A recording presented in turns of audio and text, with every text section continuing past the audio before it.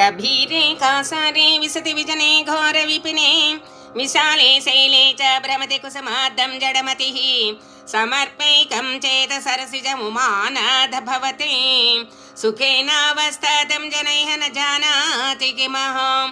ఓ సాంబశివ, మూర్ఖుడు పుష్పం కోసం లోతైన చెరువులో దిగుతున్నాడు. నిర్జనమైన అరణ్యమందు కొండగుట్ట మీద సంచరించుచున్నాడు. అయినా తన హృదయ పదమును నీకు అర్పించాలని తెలుసుకోలేకపోతున్నాడు. ఆశ్చర్యం.